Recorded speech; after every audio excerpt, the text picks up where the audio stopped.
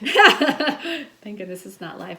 Hello, Camp Augusta family and friends. Kerry here in my kitchen, the OK. ODK is not open right now, and we're all sheltering in place, but luckily we're sheltering at Camp Augusta.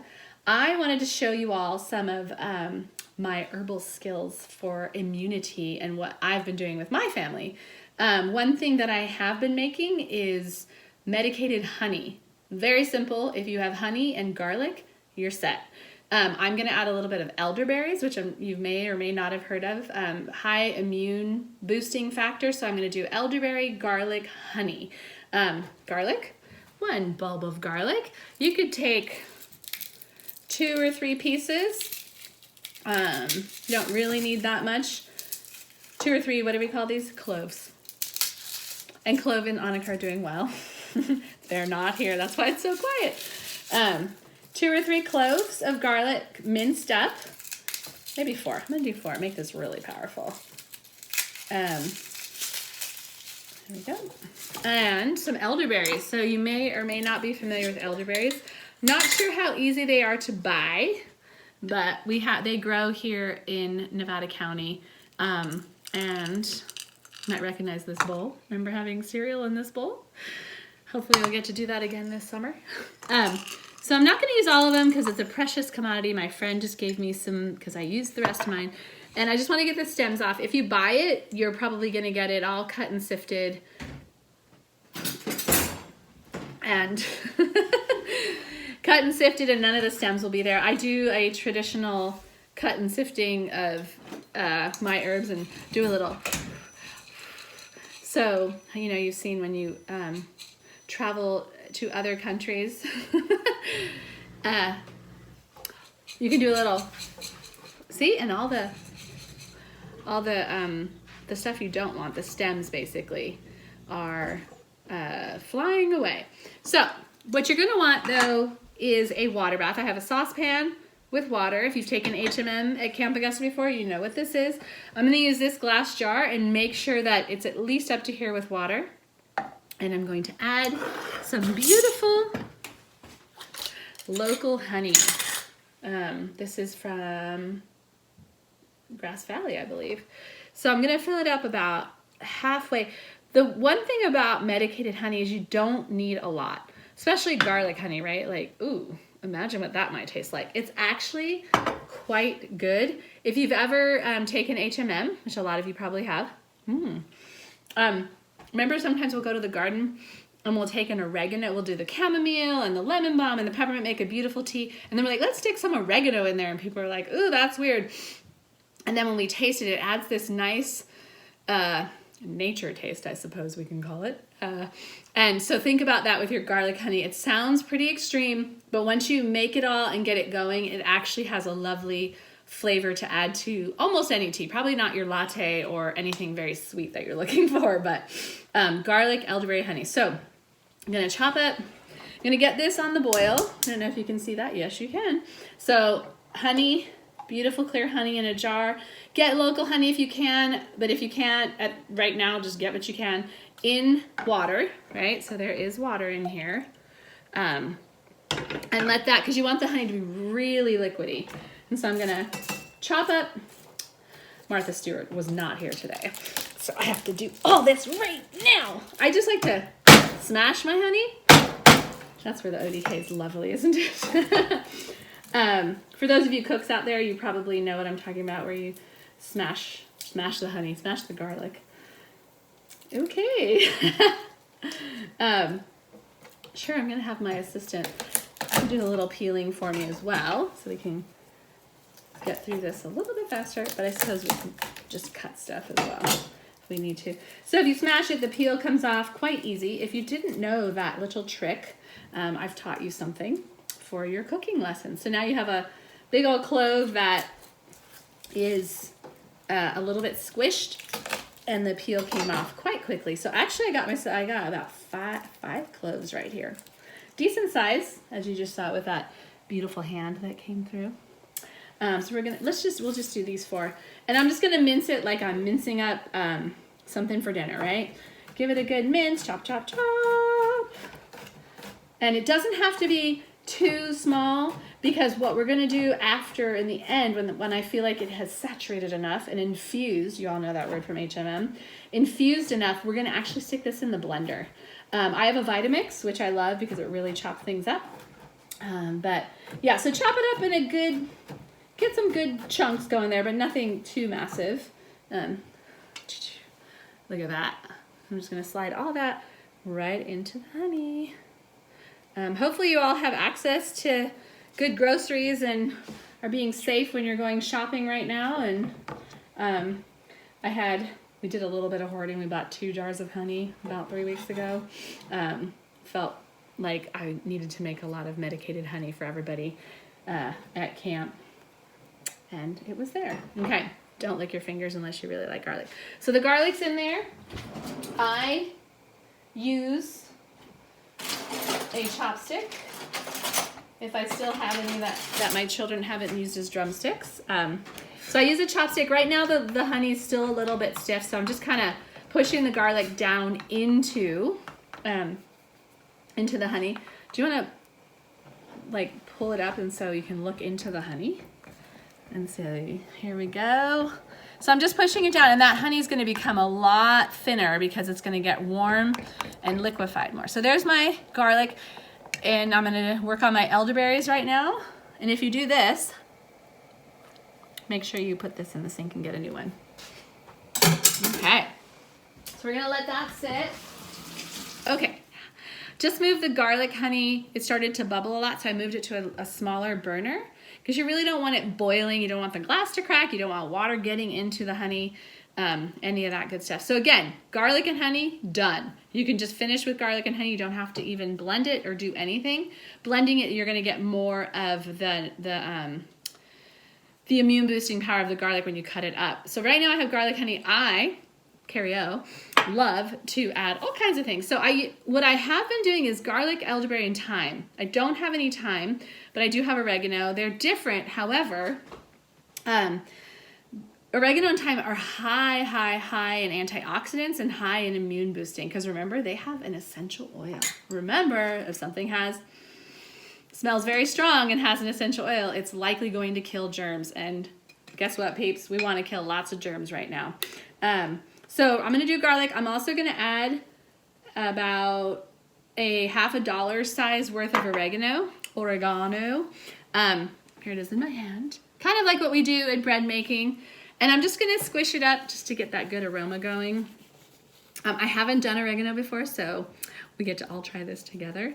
I'm not worried about what's going to happen in there. I just have never tasted it with oregano. Again, chopstick.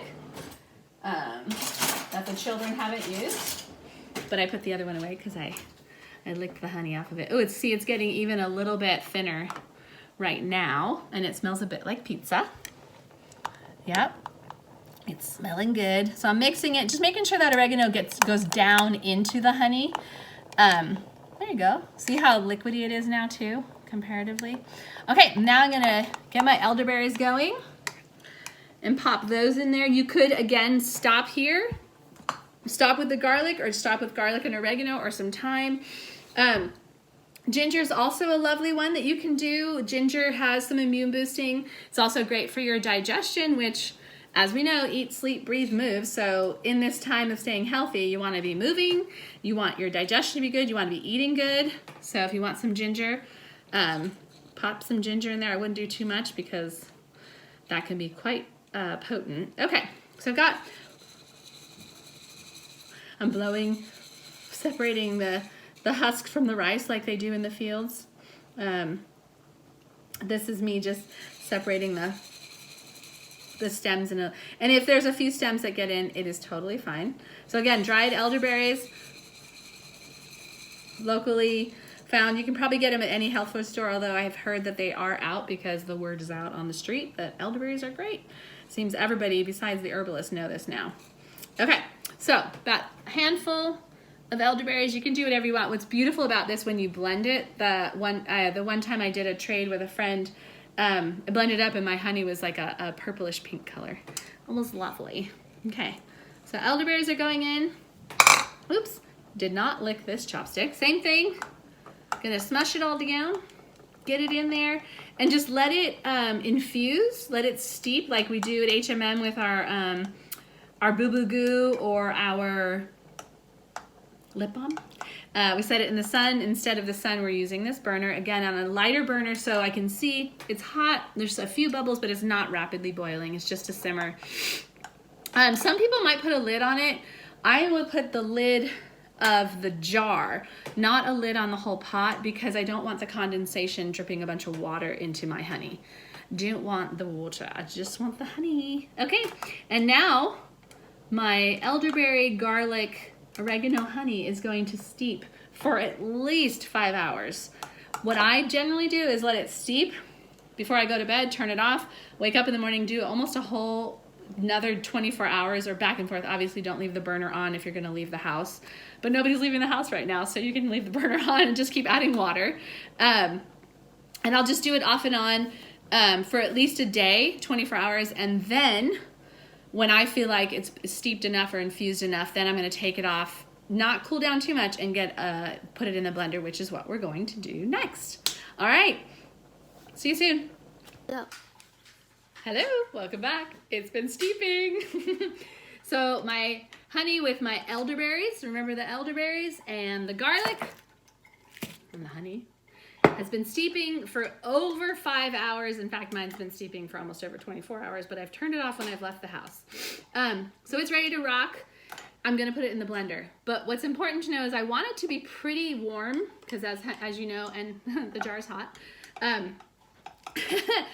honey can be very viscous. You want it to be in its very liquidy state before you put it in the blender, because you want it, see how it's, ooh, I don't know. Here we go. You can see how liquidy it is. It's pretty thin because it's nice and warm. So we're gonna take this out. I don't want any water in my honey, so I'm gonna wipe the bottom. If you've taken HMM at the ODK, we always wipe the bottom of the double boiler to make sure no water gets into our wax. We also don't want water into the honey because it will spoil it.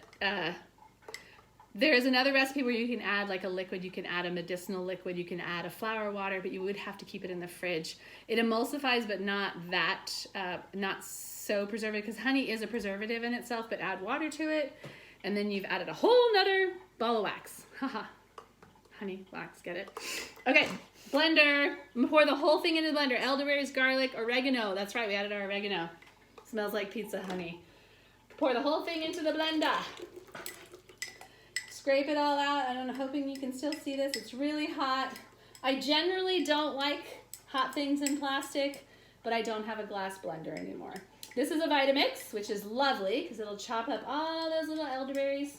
And again, remember, you do not need elderberries. You can do this strictly with garlic and any kitchen herbs you have. My recommendation would be oregano and thyme. Those have the most high antiviral components to them. Is this going to kill the coronavirus? I don't know. Is this going to boost your immunity? Yes. How much? I don't know. But I believe every little thing that we do is helping us. Remember, eat, sleep, move, breathe, lots of water, get lots of exercise, and if you can add a few things to your repertoire, like a little elderberry, some garlic on everything right now, you're gonna just help your cells be a little more magical. So if you do come in contact with this thing that has taken over our world, hopefully your white blood cells will be at the ready. When I was speaking about liquid, I also have elderberry syrup.